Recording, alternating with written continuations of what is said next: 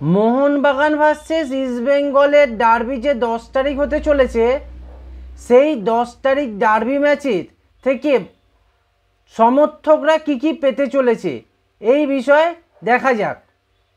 এক হচ্ছে মোহনবাগান সমর্থকদের যেটা পাওয়ার বিষয়, ইস্টবেঙ্গলকে হারিয়ে লিগ টেবিলে 1 নম্বরে উঠে আসা।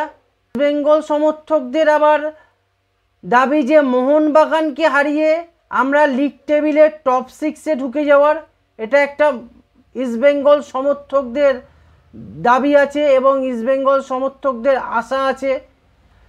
এছাড়া 3 নাম্বার পয়েন্ট, ইস্টবেঙ্গল আইএসএলে ফার্স্ট টাইম মোহনবাগানকে এই ডার্বিতে হারাতে পারছে কি না।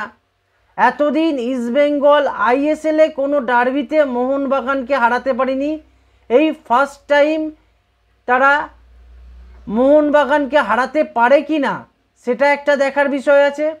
আর 4 নাম্বার পয়েন্ট হচ্ছে ইস্টবেঙ্গল কত টাকার টিকিট বিক্রি করছে, এই একটা বিষয় দেখার। কারণ আগেরবারে মোহনবাগান 1 কোটির বেশি টাকায় টিকিট বিক্রি করেছিল ডার্বি ম্যাচে, ইস্টবেঙ্গল কি অত টাকার টিকিট বিক্রি করতে পারবে সেটা একটা দেখার বিষয়।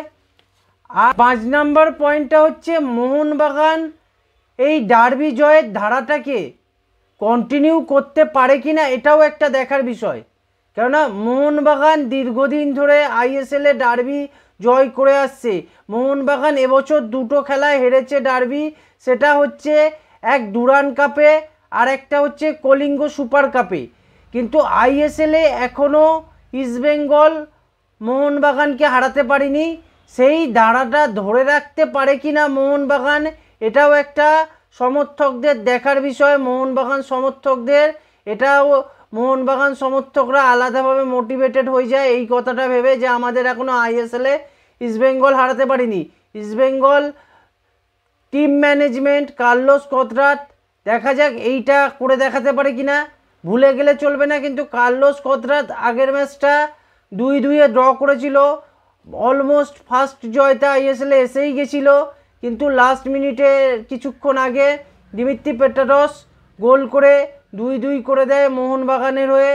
সেই জন্য আইএসএলের ডার্বিটা মোহন আর ইস্টবেঙ্গলের এটা 2-2-তে সমাপ্ত হয়। এই ছিল আজকের ভিডিও। আপনারা ভিডিওটাকে লাইক করুন এবং চ্যানেলটাকে সাবস্ক্রাইব করুন এবং ভিডিওটাকে শেয়ার করুন।